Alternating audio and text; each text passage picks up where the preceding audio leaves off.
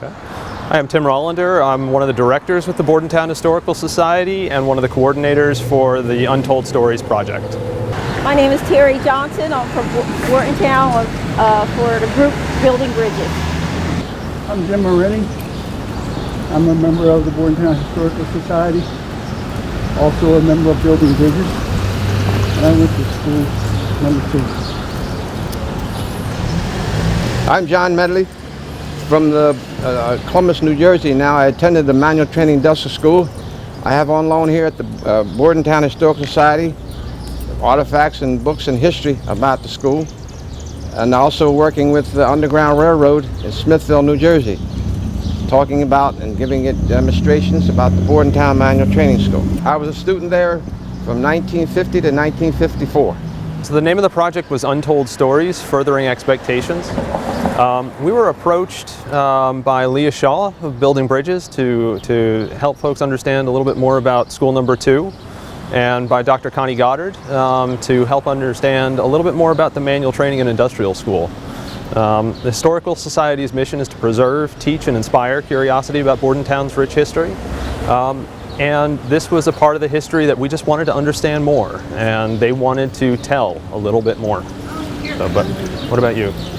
Well, the Bordentown history for the schools was very important to me, and it really had started 30 years ago when my daughter was in 3rd grade, and she was trying to do a project for history, and the topic was that she could choose anything history about Bordentown.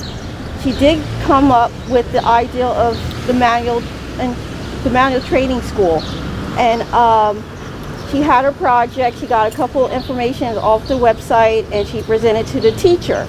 The teacher said that she couldn't do the project because there wasn't a lot of information on it. That broke my daughter's heart. She was 8 years old, and she was really hurt about it.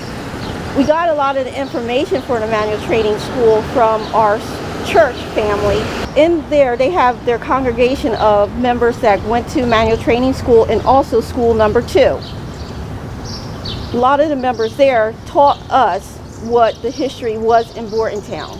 So being that I had first accounts for the manual training school and school number 2, I thought it was very important to actually put it not on verbal, to have it in written. So that's when Leah had agreed to help me to get the information out into the Historical Society to get it to in writing. They are the black schools in Bordentown. And so Mr. Jim Moretti, he went to school number 2, and Mr. Medley, he went to the manual training school.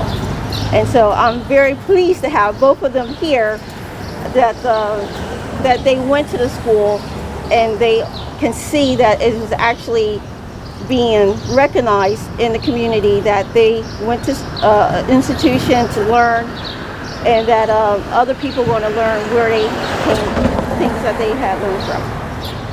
75 years ago, I started at school number 2.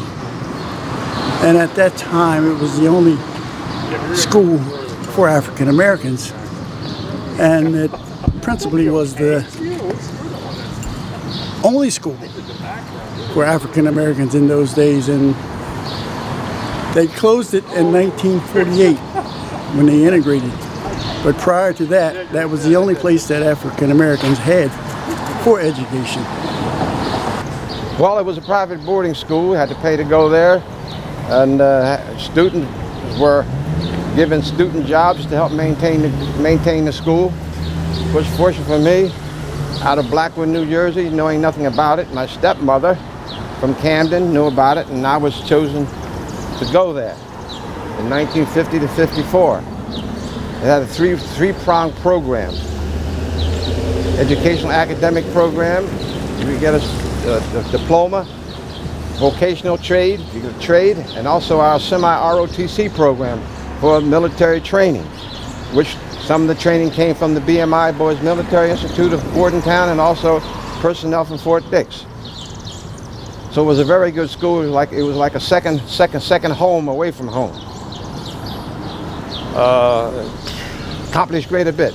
It's only a shame that it's not today like it used to be. something similar to that. So this project was 8 months in the making. We started in October of 2018, and the first step was to understand what's the history that we have on file, which was shamefully little, as Terry mentioned before. The first step was honestly go out and find these guys, talk to them, talk to those that attended the schools, experts from the schools, friends of ancestors that attended the school, to get as much history as we could. And very fortunately, we were able to capture this, digitally, so we would be able to preserve it. Further down the line, we took the opportunity to reach out to other experts, set up our panels, and really just make sure that the project was messaged, that people knew about it and that it was going to be useful. One of the hardest things for a historical society is to actually make sure people are interested in the programs. And in this case, we had a community that wanted to learn more about it. The interest was there, so that was the easy part, honestly. Christy Kantorski, the art director for the Historical Society, did a beautiful job marketing it. But as I said, the hard part was finding the information. The interest was there for it, actually. I think the challenge for me for getting the project started was encouraging some of the residents that were still living in Bordentown and my congregation to speak up. They spoke freely one-on-one, and their eyes just lit up like they were going back in time. But it was kind of nervous for them to actually speak to someone, so they was happy to allow us to use their words to put it in place. I want to thank Mr. Ralph Ware. He's no longer here. He's on one of the documentaries that one of the residents had filmed, and it's actually part of the archives for the Historical Society. Mr. Ware, he was very instrumental of getting a lot of the old guys together. And they were able to allow us to go and meet with them. They would meet every Friday. These group of guys, from years, they met every Friday and ate breakfast. And so they allow us to just sit there and listen to the stories as they seemed like they was back when they were 13, 14 years old. It was wonderful. Well, I feel right now a lot of the people from the school, they're going now, and a lot of the young people, parents that went to the school, they no longer live in Bordentown. So there's a lot of students that's in the Bordentown School District don't know the rich history that we have in Bordentown, not just the regular history, but they have extended history also. It was very important that we can put it in digital form, put it in books, that maybe it can be one day in the school books in the school districts, not just in Bordentown, not just in New Jersey, but anywhere that they can look and see where the history is coming from. Yeah. Well, I want to say congratulations to Bordentown Historical Society and building bridges. To those here that did things to promote the school and the history and legacy, they did a fine job, because in one meeting, there were students that were there. One lady was there, she was in her 90s. And we didn't have any PR people to scout out and look for these people. So that was a good purpose there. Yeah, I have to say thank you to John for his enthusiasm in the project in particular, as a portion of his collection was donated to the Historical Society following the exhibit, actually. So we've got that as part of our archives as well. He brings up a really good point. I mean, it's not just about, we're a historical society, it's about the history. But in this case, it was also about community, honestly. We would not have done this if it were not for our friends at Building Bridges coming forward, if it were not for other experts coming forward about the manual training school, and just meeting new friends and folks that we could rely on for this information, honestly. You mentioned Betty Campbell was a principal source of information. She was a child at the time of one of the faculty there. It's just pulling in from community from all different places back then and as it is now. So thank very much to the Nielsen's, Jan and Scott Nielsen, who actually composed a video, which is available on YouTube through the Historical Society's channel. The materials are also archived here at the Historical Society, so if folks do want to contact the Bordentown Historical Society, they can go to our website, they can follow us on social media, and they can put in an inquiry. We're happy to open our doors to folks anytime and kind of work with them through the collection. And I'll start off with the Historical Society. This is one of the proudest projects I've ever done in my life. It was a lot of hard work. We had a lot of very hard conversations at some times. But in the end, everybody walked away smiling, and I think we're better off for it. Well, for me, I went, woohoo! And then I went, woohoo! I'm not a person really in front of the camera. I like to do things behind the scenes. I like to connect people to certain, to get things happening. And I was so happy to be the one that helped put things together. I just so happy that my granddaughter, she's 4 years old, and now she can actually come to the Historical Society and just see that there's somebody her color that is belonging into the community. It means so much to me that she belongs and that it is so open. And so I'm very grateful and honored to that. Frankly, I wouldn't be here now if it wasn't for people like Leah Shaw, Terry, Janet, Scott Nielsen, Doug, Tim, Bonnie, alias Clara Barton, Doctor.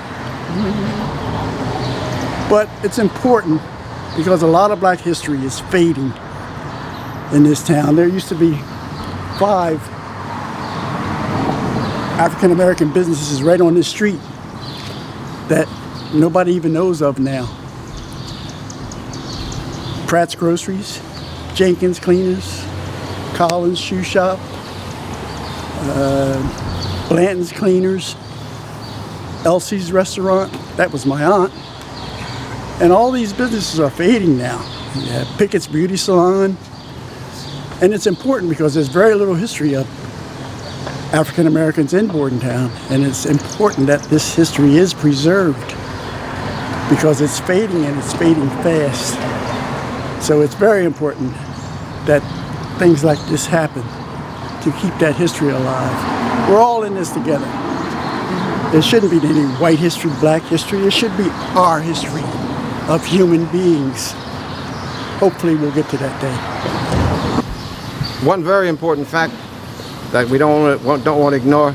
During my research in the Bordentown School and the history, I came and sort of walked Farnsworth Avenue, and I didn't see any mention of that Bordentown School, or the founder, or the Commander Stewart, who owned the property. So I mentioned to Dr. Goddard, doing her research, and she witnessed the same situation. She got with the Bordentown Historical Society, and before you know it, there was a banner now placed on Farnsworth Avenue to carry on the legacy and history of that school. And number 2 school, during the time Bordentown I was there, we knew nothing about that school number 2. So it's sort of an honor to meet Mr. Marini, who attended that school. So we don't want to lose the focus on the progress that was made and things that was done for the benefit of the community and the state. In the same time, the Bordentown School became an historical society, an historical site. So even though it's on the computer, it's still not in the history books and in the classes in the schools. So this is important. When it does that, then we'll meet a greater accomplishment.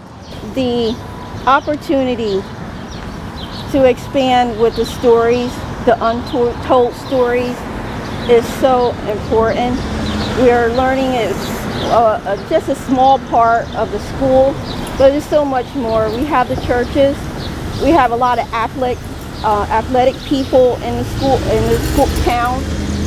That like Mr. Little, he just passed not too long ago. He came from Bordentown for BMI. I believe so. But there's a lot of rich history in Bordentown. We want to just expose all the untold stories that we have for people in the town that has a lot of things to say. And it's very important that we make sure that happens. If somebody has a story to share, they can reach out to us on social media or write to us via email or give us a call, actually. At the Historical Society, we're always happy to hear from folks and take the opportunity to capture this history for future generations.